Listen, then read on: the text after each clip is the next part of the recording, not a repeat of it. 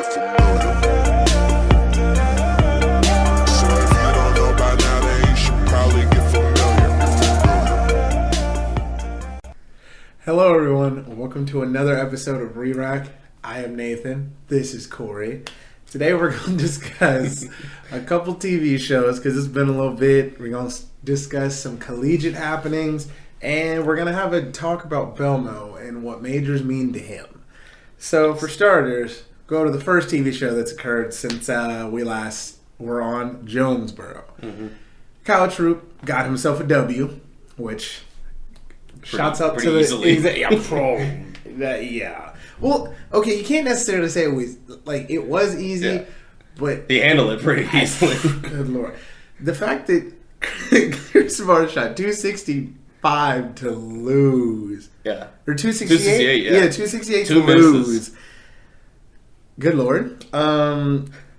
We'll discuss what it takes to win a title this season in a little bit. But yeah, that was a good step ladder. That was exciting. Yeah, I thought Kris was going to do it all the way. I was like, the I was Tommy ready Riley's for going to him. be amazing. See, we talked about this. When he has it, he has it. And I thought that was it. And he snapped off TJ. I said at the beginning, me and my buddies in the group message were like, who's going to take it? And I was like, emotionally, Chris Barnes. Logically, TJ. And then I was like, whoever takes that match is probably going to take it. And without Kyle Troup picking that was a solid prediction. Oh, yes. But yeah, I was willing to turn it too. All the jawing. Chris Barnes got feisty with the man. AJ needs to learn his place a little bit. You can't make a show for the first time in a fat minute and say you're bad. He hasn't even won a title. Like, I understand you might be feeling you're good, but you're on TV, dog. You haven't won anything on at TV. At that point, Barnes was averaging well over 250 and had already taken down a dude who shot 300 on TV, took down a Hall of Famer and a future Hall of Famer in Belmo. Yeah. And then he faces you, and you thought it was a good idea to start talking stuff. The only time I would talk crap to Chris Barnes like that would be in the title match because he probably has the most second place finishes ever. And I still, because... then you just made him a grumpy old man. Yes. And he's going to get pissed off. And Chris Barnes is like the biggest competitor ever. You don't talk crap to someone. No, you really don't know. He has that old head logic, which makes him want to rip your throat out. Yes. Oh, we're bowling for something that matters? Oh, yeah. Get over here. We're taking to the next level now, eh? Yeah, and then also, if we're talking lane play-wise, you should not give grief to a person who's covering 3 boards in their line. They literally are covering 3 boards. There's a lot less variables involved if you're covering 3 boards. You're throwing them in a straight line. So if you're trying to loop them and you're throwing at that person's break point, I'm pretty sure you have a lot more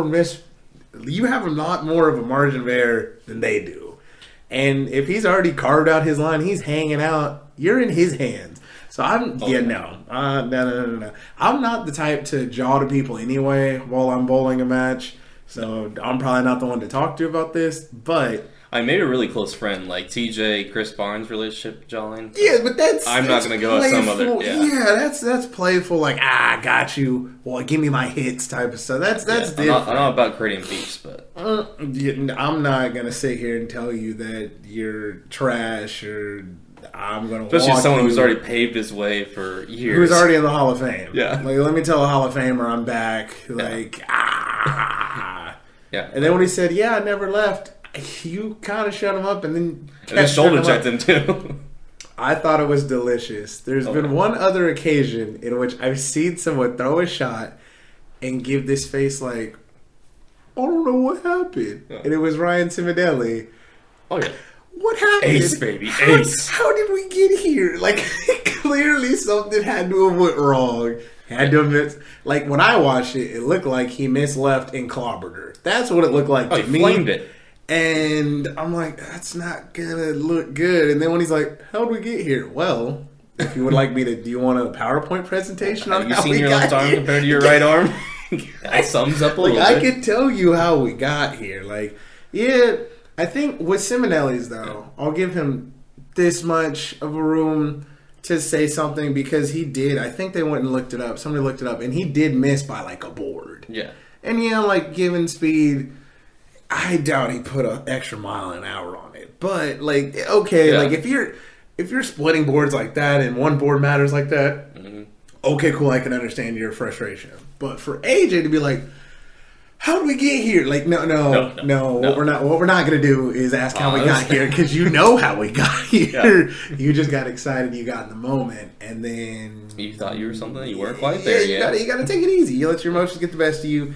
That's just inexperience. I want everyone to get a title, but earn it. That's just inexperience on the show. It's okay. It's the fact that he got back with what we said before with new ball company. That's awesome, and he's been in the hunt past 3 tournaments. So he's knocked on the door. Eventually, someone comes to the door and lets you in. Whether that's in a year, whether that's in a couple months, he's on his way. So keep grinding, AJ. It'll come. It's okay. Yes. But back to this, Kyle Troup for the brand. Won it. Oh, yeah. Good. He's solid people. I'm excited. Condolences to him and his family for his mother's passing. That's really tragic. And I'm glad he got that W and was able to get it for her before she passed. That's awesome. So it's a very emotional win. And yes, Barnes did shoot 260 on TV, but that's something that I'm glad that Kyle got. So it was awesome for that. And on to the next show in a less somber way. Kris Prather. Clark Shark. If you put $100,000 as the top prize for first place in a tournament up, money, he's straight there. Kris Prather will show up, and you should just hand him the check when he walks in. That's kind of where I'm at in life right now, because the past 2 $100,000 events, Kris Prather has said, hello, yes, I have arrived, and thoroughly demolished one poor soul named Bill O'Neill. Oh, yes. No, I was kind of scared. That first match, I thought Raps was going to pull it out if he wouldn't have made those couple misses. Tripping fours. Once he started tripping those fours, I'm like, oh, it's his day. Tripping fours and locking doors. That's yeah. He tripped the third one. I went, oh, that's a sign. It's just his day. If you're in that boat, if someone trips that many fours against me, it's not going to make my balloon stay the level of inflated that it could be. I am going to be kind of hurt about it. Mm-hmm. But, what can you do? Sometimes people, in those moments, if someone's getting those breaks like that, that's when I just kind of sit there. I'm like, you know what? Today's not for me. Yeah. It's just kind of that simple. On to next week. But which it was Belmo, so I mean, obviously we probably will see him this week.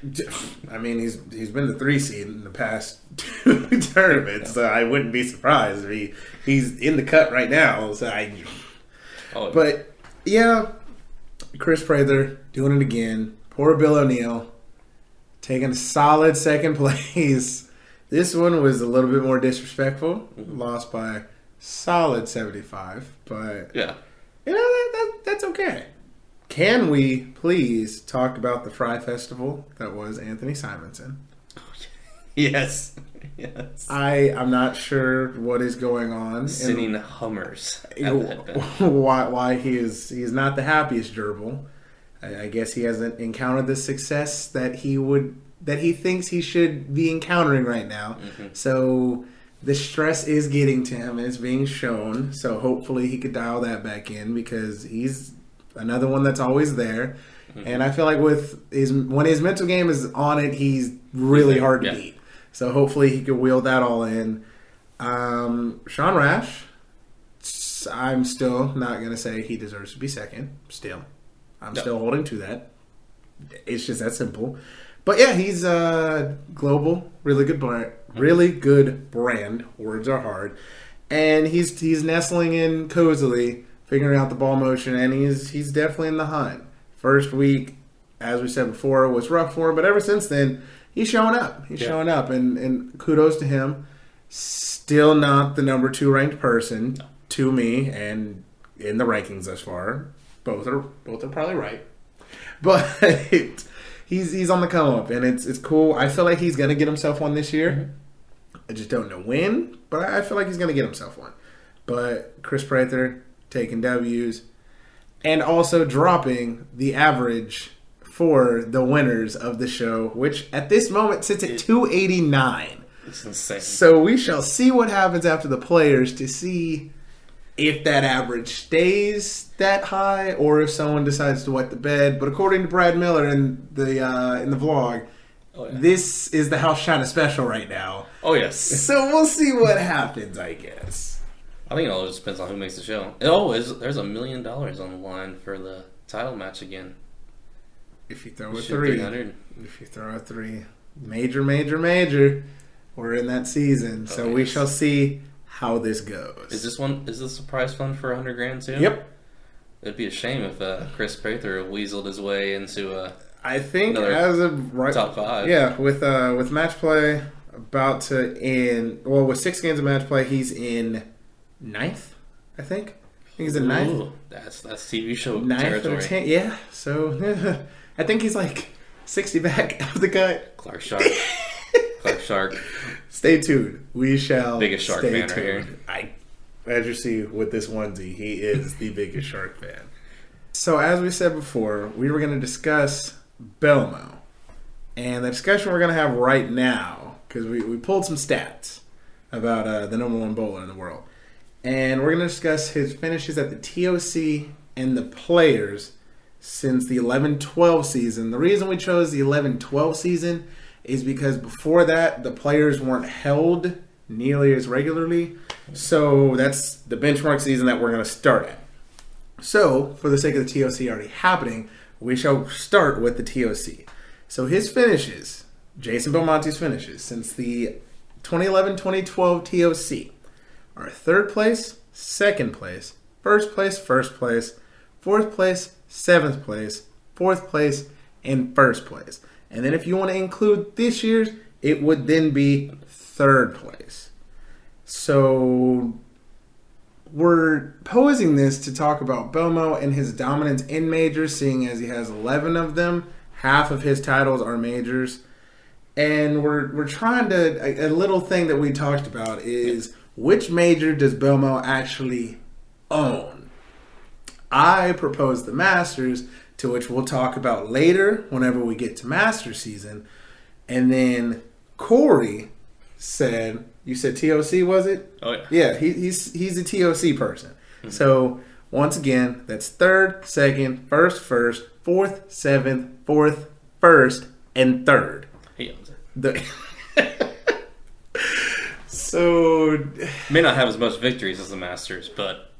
Okay, yeah, still, that is fair, because in... But I mean, 3 to 4, that's not like a drastic difference.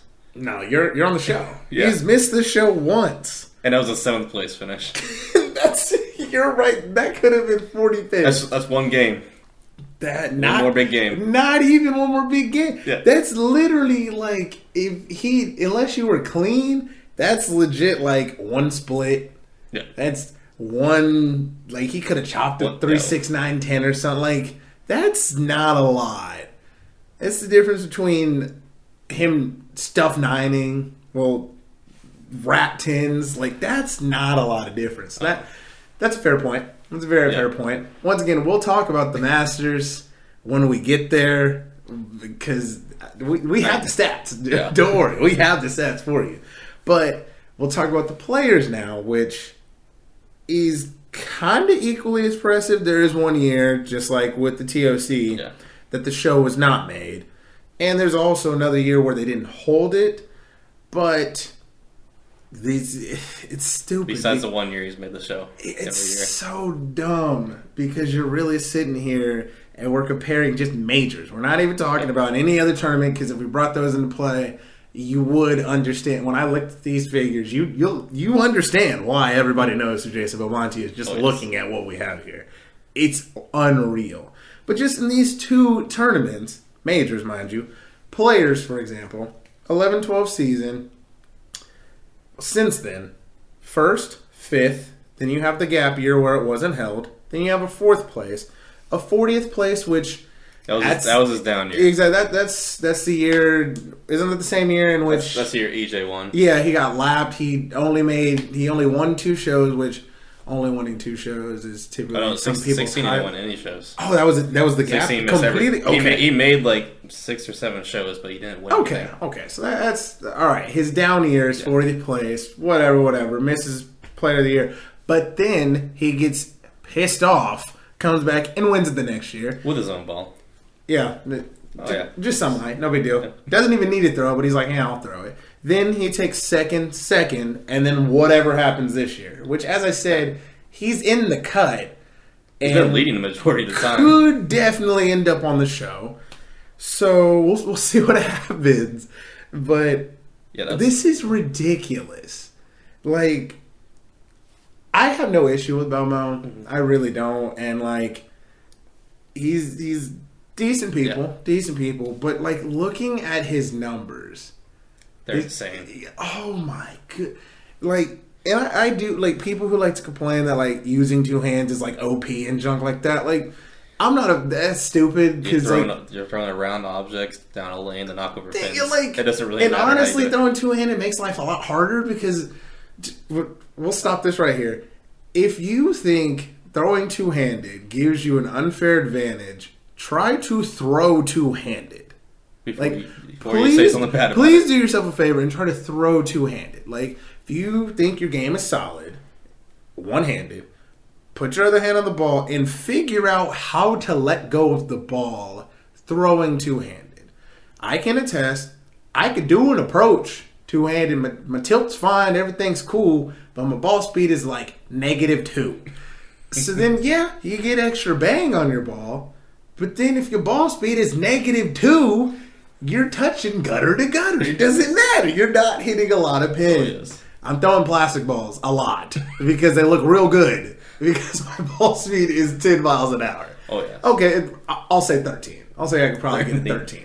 But these 2-handers, Simo's throwing heaters, throwing 18, 19 miles an hour with 2 hands. This stuff is hard. Mm-hmm. So, 2-hander right here, this stuff is hard. So, you get extra revs. That helps pin action. Blah, blah, blah. You know, every ball on the market helps pin action. Every ball out right now is absolutely juiced. Bowling balls have the most technology in them that ever in the game of bowling right now.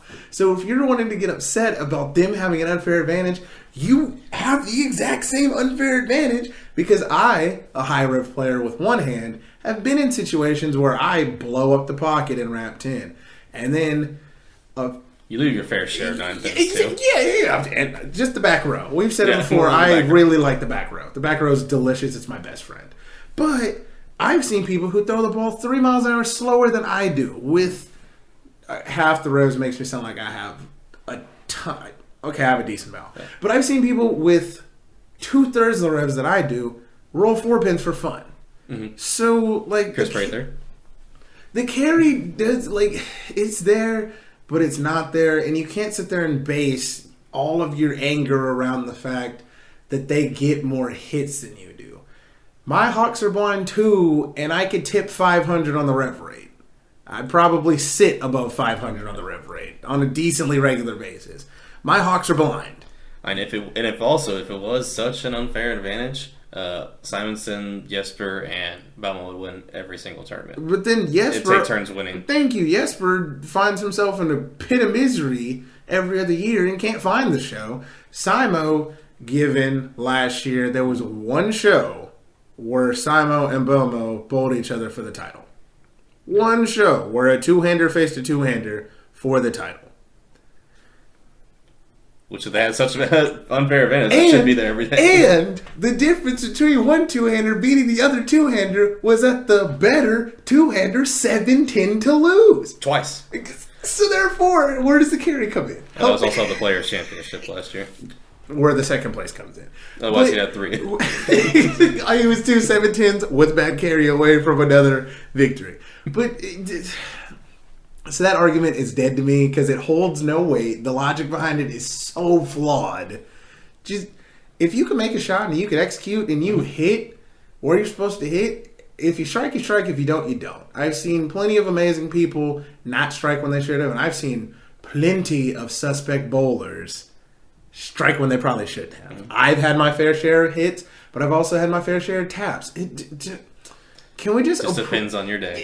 Can we just appreciate the greatness that is this man right now? Like, it's just like LeBron and Kobe and Michael. We're all caught up in who's the best and blah blah. We're forgetting how great they actually are. Appreciate how good it is. Like, you exist in a time that the person who now has the record for the most majors in PBA history is still bowling. Is still in his prime. Prime of that, yeah. Which means he caught majors before his prime. He's had a heaping helping in his prime, and his prime's not over. He could end the game. And he's still working and getting better, too. He could end his career with probably 20 majors. And y'all want to get hung up about the fact that his other hand somehow created this? Also, if you really think that bowling two-handed is so, like, watch a slow-mo release of a two-hander throw a ball. And tell me, how many hands are on the ball when they let go of the ball? Let me know. Because they deliver the ball with one hand. It's like shooting a jump shot. The other hand is there for guidance. And yes, it's there, but that hand comes off, and one hand is finishing. So, about time to tell basketball players they can only shoot with one hand. Like, this argument is stupid. And just, like I said, appreciate what you have while it's here. Because life's too short for you to sit here and complain about why the game could be terrible because such and such isn't bowling like everybody else. Like, one of the greats is left-handed. A lot of the okay, I can't say a lot, but a couple of the greats are left-handed. Do they, and you like to say lefties have an unfair advantage. Most of the time, bowling on the left side is actually harder. Case in point, Packy this week.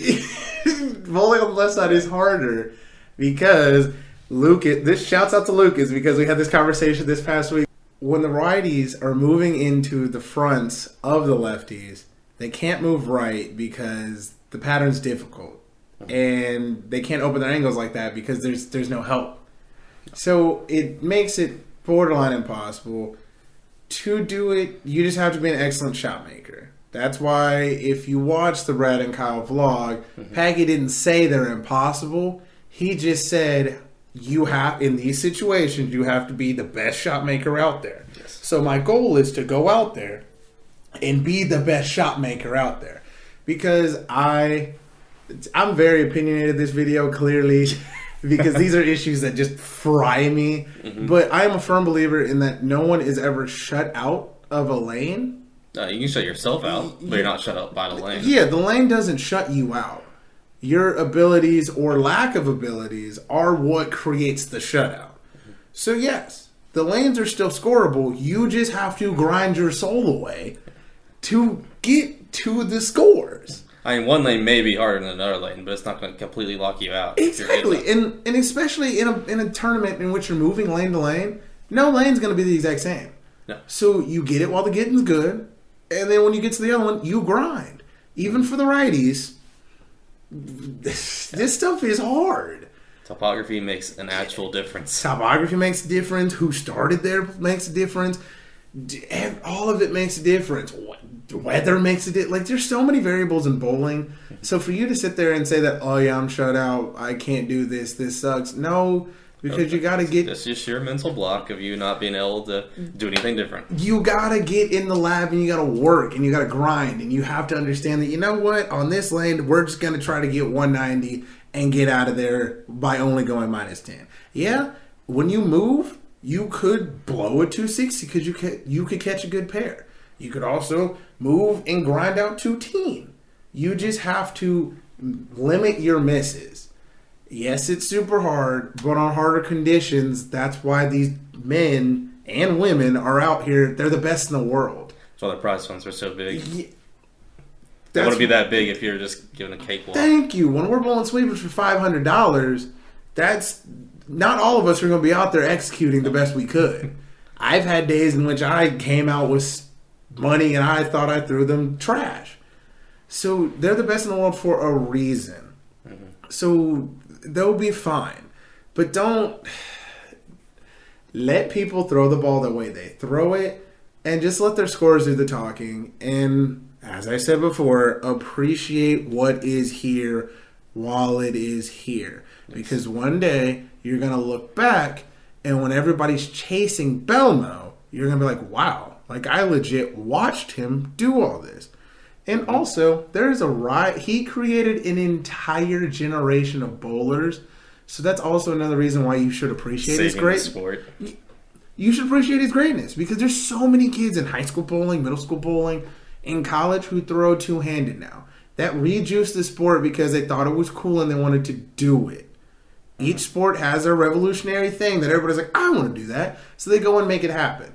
This is that movement. Yes. So stop trying to make... Don't shove them off the edge. Don't shove urethane off the edge. Just bowl. Just be better. Don't get bitter. Get better. That is basically the whole gist of my sermon this episode. Don't get bitter. Get better. No one else. All these people out here. You're only as good as you let yourself be. Yeah, mine is Sean Rash. Yeah. He is complaining at certain moments, but just to complain. But just let it happen. And they're grinding here like in and out week after week after week to get there because they know they could do it. And if they can't do it, they take the off season and they go retool their belt. Packy is throwing them incredible compared to what he was a year ago. The purple ball, yeah, it helps, but it's not the only thing that made him better. He's worked on his game a lot. If you listen to the man talk, he's telling you literally everything he did this summer to get better. Kris Prather got better. Kyle Sherman got better. Brad Miller got better. Everybody Belmo worked on his game. Everybody's getting better. They're already the best in the world. That's what it takes. It doesn't take you complaining and trying to get people to take things away. It takes you getting in the lab and working it out. That's what you need to do. Don't worry about what everybody else is doing. Because if you do what you do the best, then you don't have to worry about anybody doing it. Mm-hmm. And then if someone does whatever better than you, then you go grind to then get better at that. That's all you got to worry about. Just worry about yourself. If you get beat, you get beat. If you don't get beat, you don't get beat. Mm-hmm. But you should put in the work and make sure you're the best at everything you know how to do to make sure you don't get walked in any situation. But my sermon is over. We shall get back to your regular scheduled programming. We're going to start talking about collegiate bowling and all 97 events that happened this weekend. Oh, it's actually like 13, I think is the number. That's a lot of events. Oh my God. And the weekend before the Hoosier, that's a lot of good. Dude, you can't call. I would never call McKendree Baker a tune-up tournament because But this would be your tune-up weekend because it's your last competition before the most challenging condition of the year. So I can't go through all 13. I mean, I could, but I'm probably going to say some schools that you really don't know. Yes. So I'm just going to condense it to the tournaments that involve people around here and that we know, because right now our fan base is a lot more localized. Yes. So we'll keep it to that. For McKendree Baker, at the non-tune-up, tune-up tournament, whatever you want to call it, you got the Wichita State women coming out with the W. And then the Weber International men took the dubs there. So congrats to you all. Hometown, Wichita State, woo-woo. And then for the SWIBC Conference Championships, Kansas Wesleyan men won the tournament itself, as did the West Texas women. But in the entire conference play... Overall points. Yes, the Newman's men's team won the conference. Go Jets. Go Jeets. And the West Texas women also took dubs in the overall points. But... Go Jets again because the Newman women took second. So congrats, ladies. Congrats, gents. Congrats. It was a solid weekend of Wichita. Make my alumni feel proud. Exactly. Yeah. Go Jets. It's a solid weekend for Wichita bowling schools. Good luck to you all when you go up to the Hoosier. It's one of my favorite tournaments, but it's also a grind festival. So, yeah, it's the worst, best weekend ever. Oh, yeah, it's amazing. It's amazing. It's behind sectionals. Completely different animal, but also the same animal. You want to win both equally as bad. Yes. I would. It's really weird because we also hate them both with an equal passion. Because at the Hoosier, you could have it one day and be like, oh, yeah, this is childish. I got this. And the next day, Mr. Hoagland comes through and puts his foot in your keister. And you're like, I thought I was good at bowling, but clearly I could only average 140. He stays on site just to make sure that he wrecks our days. I have physically seen this man watch a tournament that he made a pattern at. It was Mid-States when it was here. Yes. The first year it was a Tier 1. We were bowling, and he was watching. I think it was practice. No, it was game 1. It was game 1. He physically stood on the concourse and watched what we were doing. And he was standing behind like Newman's pair and surrounding pairs. And he was watching like 4-pair radius. And he's watching us bowl, and he's seeing us kind of strike. And he makes a face like, this isn't it. What is happening here? And then he saw immediately 2 washouts, a split through the face, and then a couple 2-pin combinations, and he shook his head. So he nodded his head, smiled, and turned around and walked away like, yes. That's what should have happened. Another bunch of kids' Thank lives. you. Oh, yeah, you thought you were going to come out here and average 230? You thought. You thought. But yes, Nick Hoagland, Tricky Nicky, all awesome people, super awesome people. Very good at but yeah, we just don't like it when it affects us. I'm just trying to strike, and he doesn't like it when people strike a lot. Mm-hmm. So if you strike on Hoagland, he likes making you earn it. Yeah, you gotta want it. Shot making again. Yeah. Don't get bitter, get better. Mm-hmm. But topography, the different ends of the house. Yeah, that's why South Point was delicious. That's why the arena setting is delicious, because they're fresh lanes. Topography, what's topography? They just built these yesterday. It's fun. Mm-hmm. I like those a lot. But that is all we have for this episode of Re-Rack. Stay tuned, because we have more content on the way. The next time, of course, we're going to talk about the players. Go Clark Shark. Yes. We got some more majors on the way. Season's just getting into the thicket.